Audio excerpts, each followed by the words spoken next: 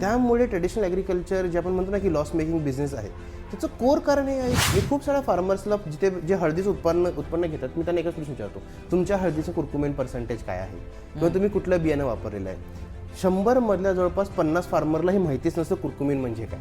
प्रत्येक गोष्टीकडे कॅल्क्युलेशन असतं, त्यामुळे तो करोडपती असतो तो शेतीमध्ये.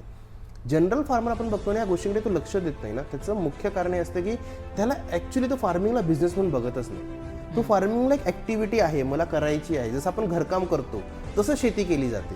त्यामुळे मग ती फार्मिंग कुठे ना कुठे मग त्यांच्यासाठी लॉस मेकिंग असते. मला प्रॉब्लेम्स आहेत, मला मजूर भेटत नाहीत, मला पाणी भेटत नाहीत, मला लाईट भेटत नाही, म्हणून मी शेती करणार नाही किंवा मी त्याच्यामध्ये प्रॉफिटेबल राहू शकत नाही.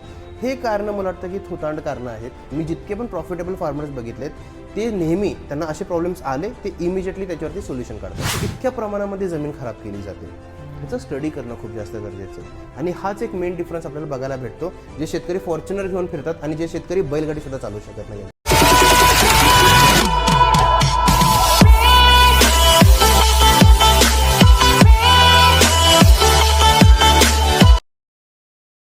So first of all sir खूप खूप स्वागत आहे तुमचं AB इंटरव्ह्यूज मराठी या यूट्यूब चॅनलवरती आणि खूप खूप थँक्यू तुम्ही इथं आल्याबद्दल. धन्यवाद अभिषेक मला बोलवल्याबद्दल.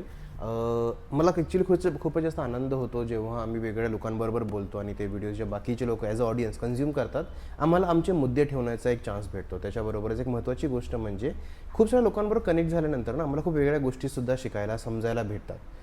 इंडियन ॲग्रिकल्चर आपण जे म्हणतो भारतीय शेती म्हणतो त्याच्यामध्ये काही प्लस पॉईंट्स पण आहेत, काही फ्लॉज पण आहेत. पण जास्तीत जास्त लोक जेव्हा एकत्र येऊन कॉन्ट्रीब्यूट करतात ना कंटेंट्समध्ये किंवा कमेंट्समध्ये किंवा जेव्हा आपल्याशी कनेक्ट होतात तेव्हा आपल्याला सुद्धा एक वाईड अँगल बघायला भेटतो.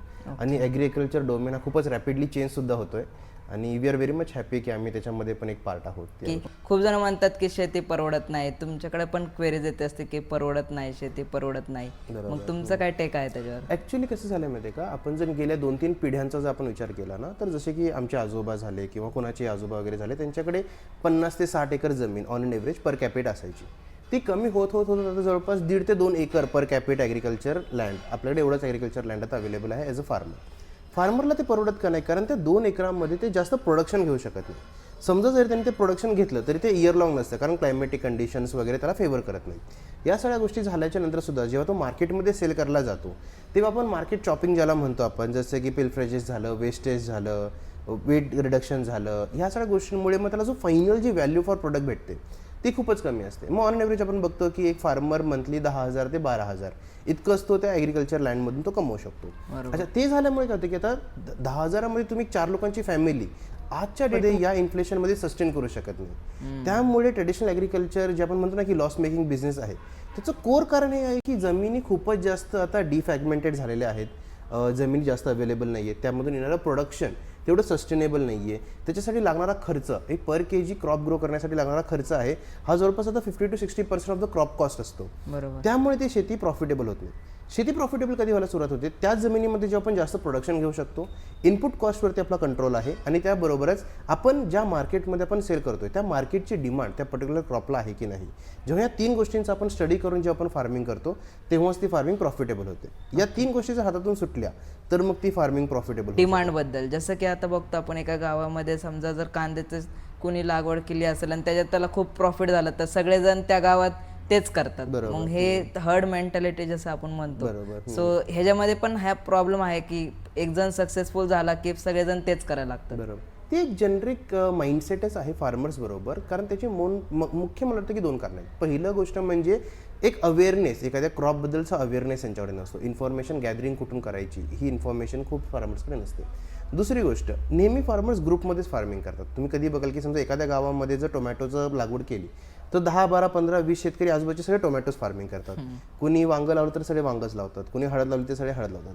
कारण त्याचं मुख्य कारण असतं ना की मी लोकलीच विकेन, बाकीच्या लोकांचं होतं तेच माझं पण होईल. ही जी मेंटॅलिटी जी डेव्हलप झालेली आहे, ही फार्मिंग सोडून तुम्ही दुसऱ्या कुठल्या इंडस्ट्रीमध्ये जा, तुम्ही रेस्टॉरंट इंडस्ट्रीमध्ये जा, तुम्ही ऑटोमोबाईल इंडस्ट्रीमध्ये जा, तिकडे प्रत्येकजण काहीतरी नवीन क्रिएट करायचा प्रयत्न करत असतो. मी एक नवीन एक्सपिरियन्स क्रिएट करेन, माझ्याकडे एक नवीन टेस्टचं फूड असेल, युनिकनेस, माझ्याकडे काहीतरी युनिकनेस आहे. ॲग्रिकल्चरमध्ये लोक युनिकनेस पासून दूर पळतात की जे बाकीचे करतात मला तेच करायचं. सेफ गेम, त्यांना सेफ गेम खेळायचा असतो. आणि कुठे ना कुठे ते एक कारण आहे की आपण हर्ड मेंटॅलिटी बघतो. दुसरी गोष्ट काय की शेतकऱ्यांना असं नाही की त्यांना एक्सपेरिमेंट करता येत नाही किंवा त्यांना नवीन गोष्टी करता येत नाही किंवा नॉलेज नाही आहे. समजा माझ्या विसिनिटीमध्ये एखादा बायर आहे किंवा एखादा व्यापारी आहे, तो हळद विकत घेतो ना दर वर्षानुवर्षे, मग मी हळदच करणार, मग मला यावर्षी 50 रुपयाचा रेट भेटून दे नाही तर 200 रुपयाचा रेट भेटून दे, ते त्याच्याकडे हा स्टडी करत नाही की बाबा आज मार्केटची डिमांड काय आहे. हा स्टडी न केल्यामुळे मग ते हर्ड मेंटॅलिटीमध्ये अडकतात आणि मग तीच फार्मिंग कंटिन्युअसली करत राहतात.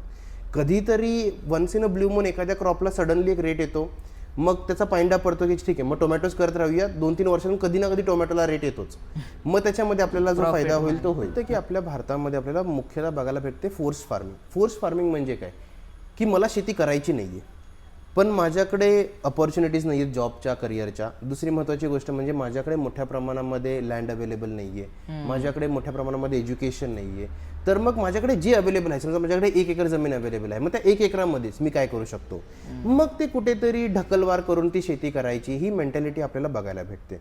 मग जेवढी गरज आहे तितकंच, म्हणजे समजा आज पाणी द्यायचं आहे ना तर आज पाणी देणार बस, त्याच्यावरती रिसर्च नाही, ॲडव्हान्समेंट काय करता येतील, त्याच्यावरती काय नवीन गोष्टी होत आहेत. उदाहरणार्थ मी सांगतो की मी साताऱ्यामध्ये जिथं माझं गाव आहे, मी खूप साऱ्या फार्मर्सला जिथे जे हळदीचं उत्पन्न घेतात, मी त्यांना एकच प्रश्न विचारतो, तुमच्या हळदीचं कुरकुमेन पर्सेंटेज काय आहे किंवा तुम्ही कुठलं बियाणं वापरलेलं आहे.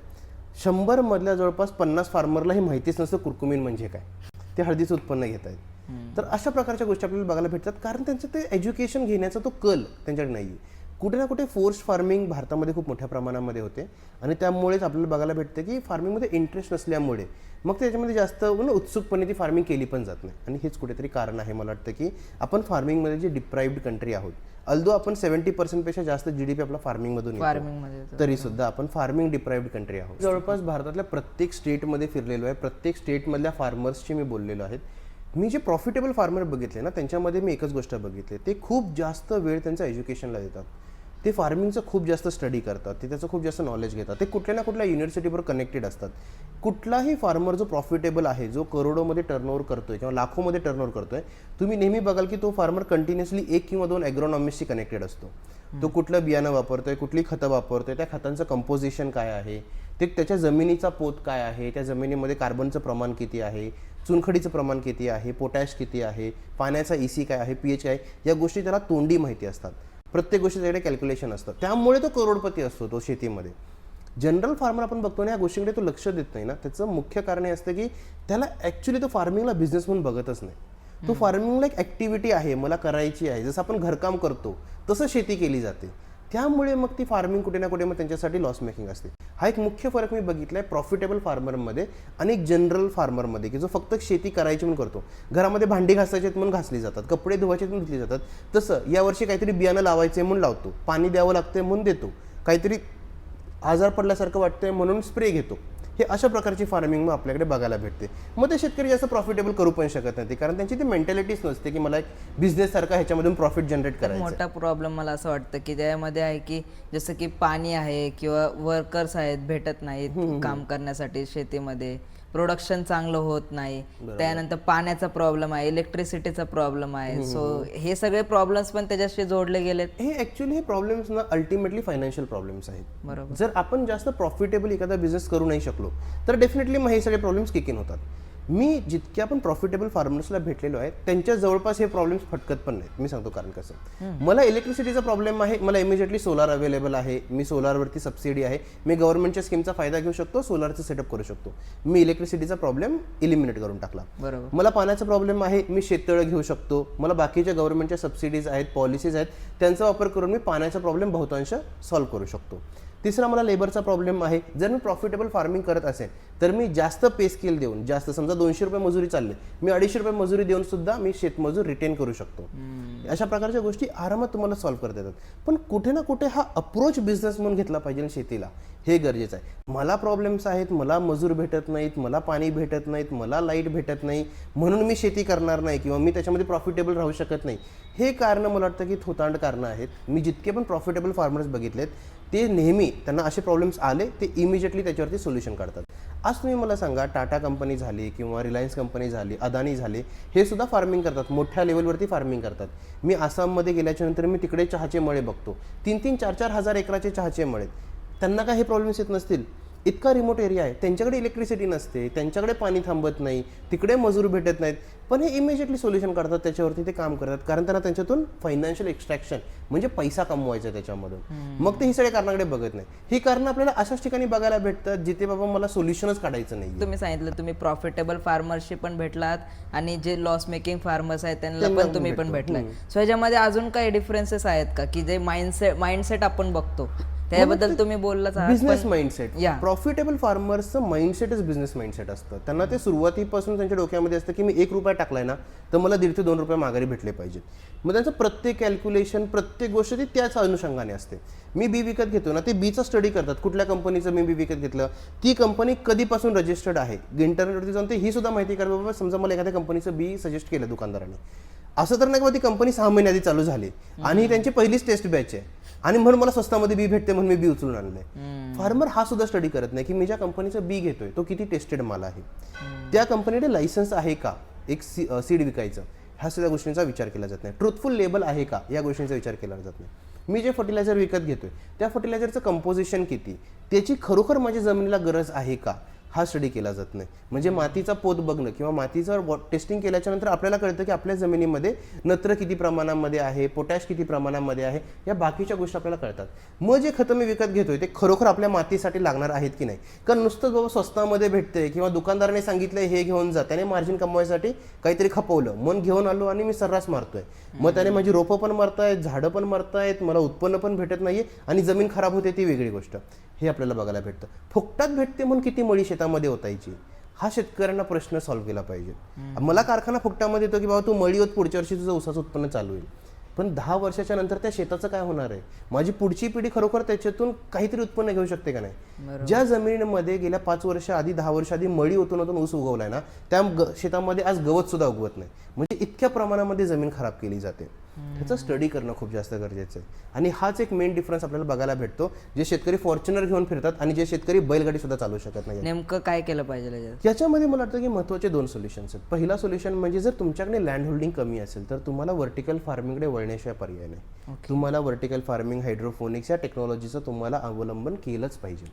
दुसरी महत्त्वाची गोष्ट, एक कॅल्क्युलेटेड फार्मिंगची खूप मोठ्या प्रमाणामध्ये गरज आहे.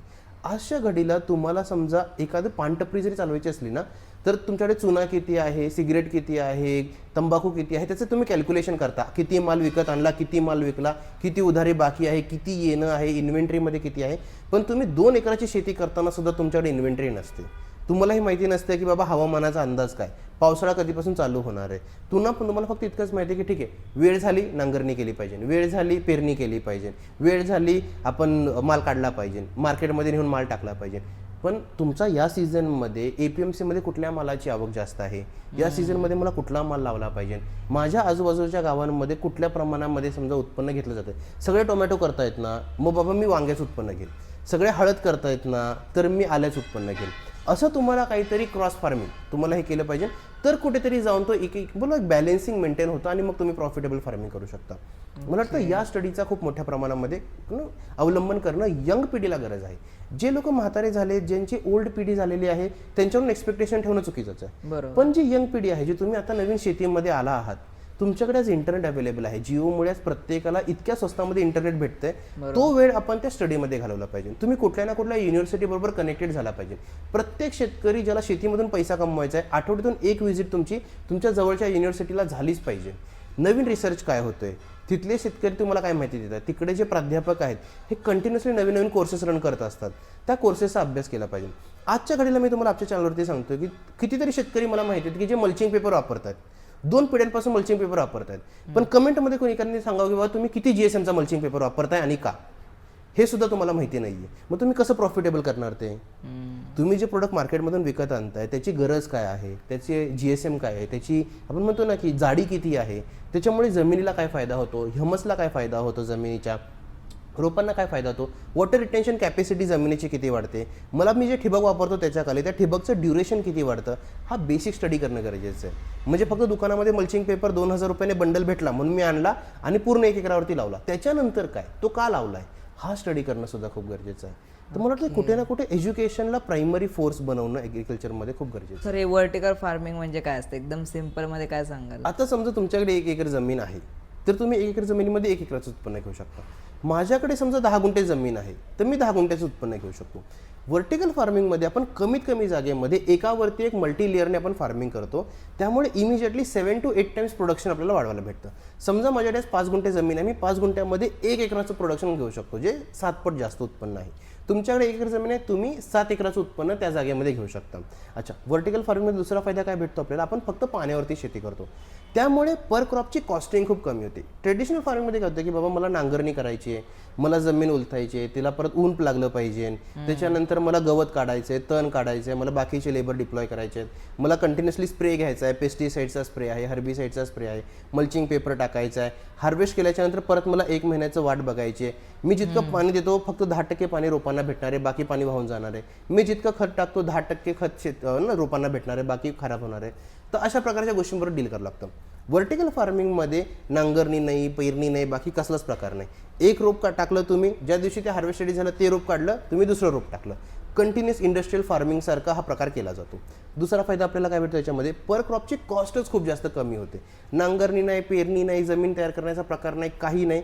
त्यामुळे जिथे समजा बाकीच्या शेतकऱ्याला एखादं झाड उगवायला 4 रुपये खर्च आहे, व्हर्टिकल फार्मिंगवाल्याला खर्चच 50 पैसे आहे. त्यामुळे ह्याने 2 रुपयाला जरी ते झाड विकलं तरी त्याने 4 पट पैसे कमवले. हा 2 रुपयामध्ये विकून हा 50% लॉसमध्ये आहे ट्रेडिशनल फार्मर. त्यामुळे आपण बघतो की व्हर्टिकल फार्मर जे आहेत ना, ते खूपच कमी वेळामध्ये खूपच जास्त प्रॉफिटेबल होतात. सुरुवातीची जी इन्व्हेस्टमेंट आहे ती साइजेबल आहे, म्हणजे ती मोठी इन्व्हेस्टमेंट आहे. पण तुम्ही बघाल की व्हर्टिकल फार्मिंगचा शेतकऱ्याने 2 ते 2.5 वर्षामध्ये ती इन्व्हेस्टमेंट माघारी काढून तो इमिजिएटली प्रॉफिटेबल झालेला असतो. हा आपल्याला फायदा बघायला भेटतो. त्यामुळे ज्या बाकीच्या कंट्रीज आहेत त्यांनी व्हर्टिकल फार्मिंग मोठ्या प्रमाणावरती करायला सुरुवात केली आहे. आज इस्रायल भारतापेक्षाही छोटा देश आहे, म्हणजे जवळपास 10 पट छोटा देश आहे.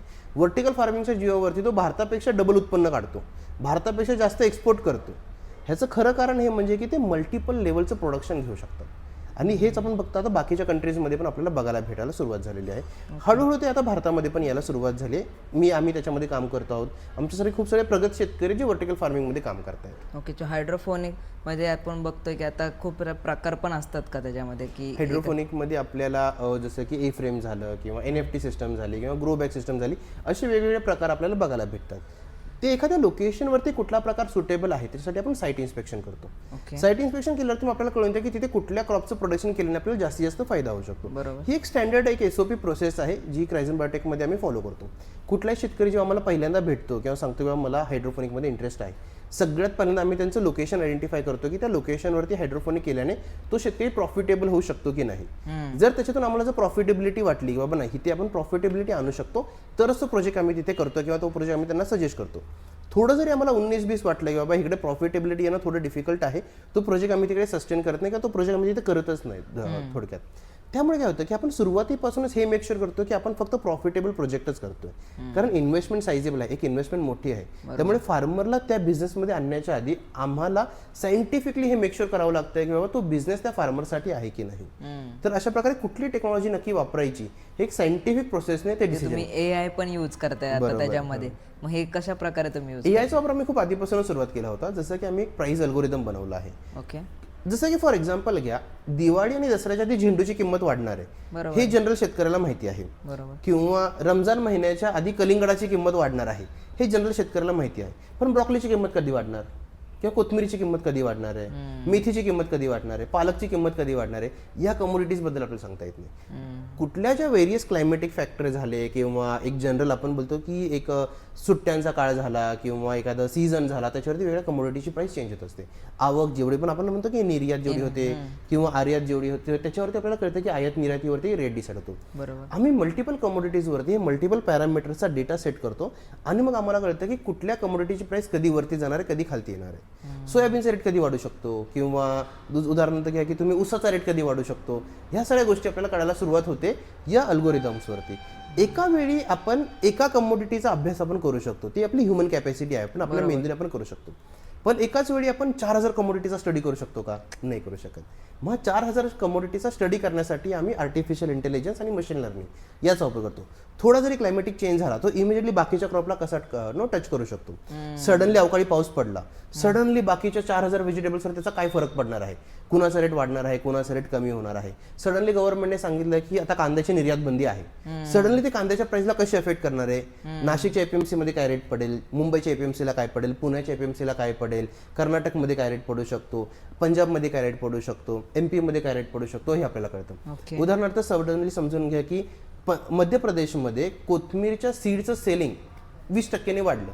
याचा फरक आपल्याला मुंबईच्या APMC वरती बघायला भेटतो, कारण तेवढ्या प्रमाणामध्ये कोथमीर तिकडून येणार आहे. बरोबर आहे. तर या सगळ्या गोष्टींचा एक कंटिन्युअसली स्टडी करणं, याच्यासाठी आम्ही आर्टिफिशियल इंटेलिजन्सचा वापर करतो आणि याने आम्हाला ट्रेंड कळतो. आम्ही याच्यामध्ये आपल्याला प्राइस नाही कळत, पण आपल्याला ट्रेंड कळतो की ह्या कमोडिटीची प्राइस वाढू शकते. ती किती वाढणार आहे हा एक व्हेरिएबल फॅक्टर आहे, तो दररोजच्या मार्केटच्या निगोशिएशनवरती डिपेंड असतो. बरोबर. पण याचा रेट वाढू शकतो किंवा याचा रेट कमी होणार आहे ही माहिती आपल्याला 3 ते 4 महिने ॲडव्हान्समध्ये भेटते. तो फायदा आपल्याला सगळ्यात मोठा आपल्याला एआयच्या वापराने आपल्याला बघायला भेटतो. हायड्रोपोनिक बद्दल बोलतोय आपण. सो त्याच्यामध्ये असं काही लिमिटेशन्स आहेत का की हेच पिकं आपल्याला घेता येतात किंवा असं काही लिमिटेशन आहेत का? बघा, हायड्रोफोनिकमध्ये ना सायंटिफिकली किंवा टेक्निकली काही लिमिटेशन नाही आहेत. इकॉनॉमिकली लिमिटेशन्स आहेत. लिमिटेशन काय आहेत की जी रोपं ऑलरेडी डेन्स होतात, ऊस झाला किंवा गहू झाला, ज्वारी झाली, जी ऑलरेडी जमिनीवरती डेन्स होतात, त्याला हायड्रोफोनिक आणल्याने कमर्शियली असा काही आपल्याला फायदा भेटत नाही. त्यामुळे आम्ही सजेस्ट करतो पर्सनली की जे रोपं 3.5 फुटापर्यंत वाढतात ती सगळी रोपं आपल्याला हायड्रोफोनिकमध्ये करता येतात आणि ती आपण हायड्रोफोनिकमध्येच केली पाहिजे, कारण त्याच्याने आपल्याला इकॉनॉमिकल वायबिलिटी लवकर भेटते. ओके. हायड्रोफोनिकचं नुकसान काय? तर हायड्रोफोनिकचे मुख्यतः एक जे सगळ्यात मोठं नुकसान आहे ते नुकसान म्हणजे की हायड्रोफोनिक जेव्हा आपण करतो तेव्हा आपल्याला एक असा व्यक्ती पाहिजे जो जास्त अटेंटिव्ह आहे हायड्रोफोनिकला घेऊन. तुम्हाला प्रोडक्शन जास्त भेटतं, पण त्याचबरोबर एक कंटिन्युअसली माणूस त्या हायड्रोफोनिक टेक्नॉलॉजीवर लागतो. केअर घेतली पाहिजे. जिथे जनरल ॲग्रिकल्चरमध्ये आपण बोलतो ना की टाळमटाळ करूनही शेती करता येते, हायड्रोफोनिक थोडी एक technical kind of a farming आहे. त्यामुळे एक माणूस त्याच्यावरती नेहमी अवेलेबल असणं हे आपल्याला कुठे ना कुठे बघायला वाटतं की हे गरजेचं आहे.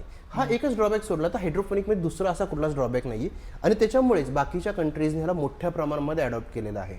आपण बघतो कुठली गोष्ट बाकीच्या कंट्रीजमध्ये, US मध्ये, ऑस्ट्रेलियामध्ये, कॅनडामध्ये आधी होते, मग त्याच्यानंतर 10 वर्षाच्या नंतर भारतामध्ये आपल्याला बघायला भेटते. मला वाटतं हायड्रोफोनिक बद्दल तसं नाही झालं पाहिजे. आपण लवकरात लवकर हे टेक्नॉलॉजी अडॉप्ट केलं पाहिजे, आणलं पाहिजे आणि त्याच्यानंतर आपण त्याचा वापर चालू केला पाहिजे.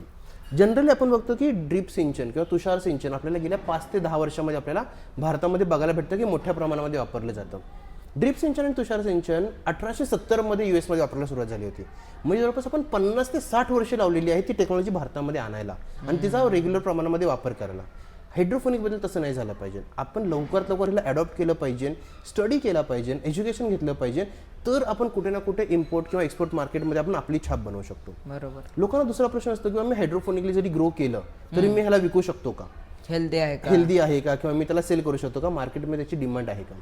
जितके पण आपले व्ह्यूअर आहेत ना, मी त्यांना एक एक्सपेरिमेंट म्हणून सांगतो.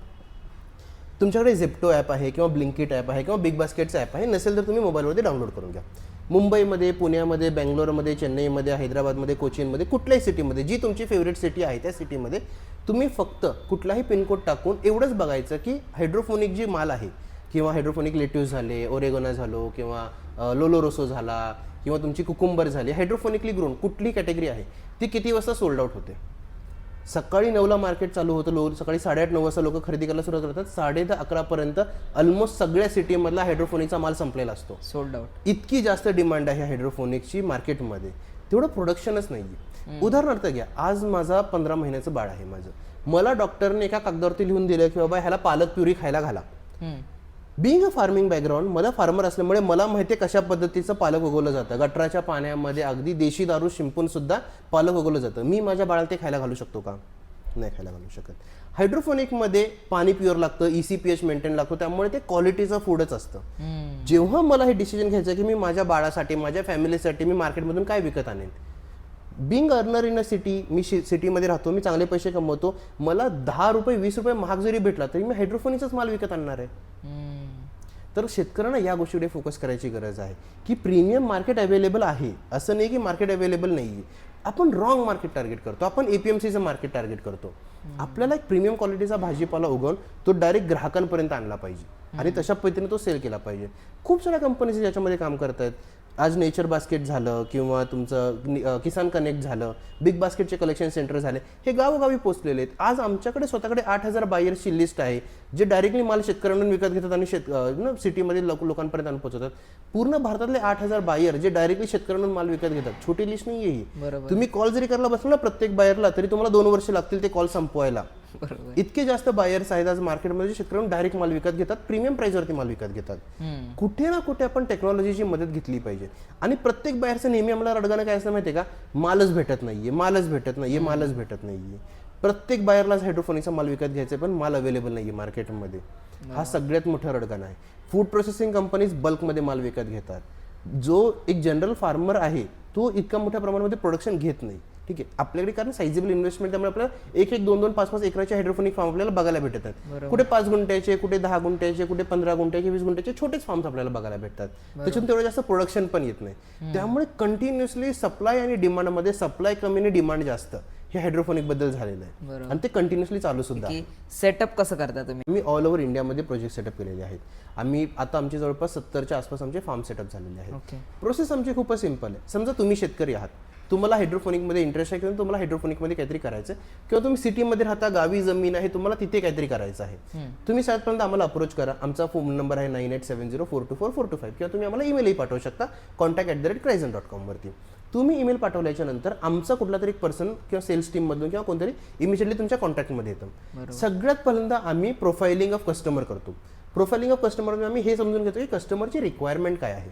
समजा तुम्ही फार्मर आहात, तुमच्याकडे ऑलरेडी स्वतःची जमीन आहे, तिथे तुम्हाला प्रोजेक्ट करायचा आहे, किंवा तुम्ही सिटीमध्ये राहता, तुम्हाला गावी तुमच्या शेती करायची, तुमचे आई वडील किंवा नातेवाईक किंवा कोणतरी लेबर तुम्ही ठेवतो, ती शेती तुम्ही मॅनेज करायची, तुमची नक्की प्रोफाइलिंग काय आहे ते आम्ही समजून घेतो.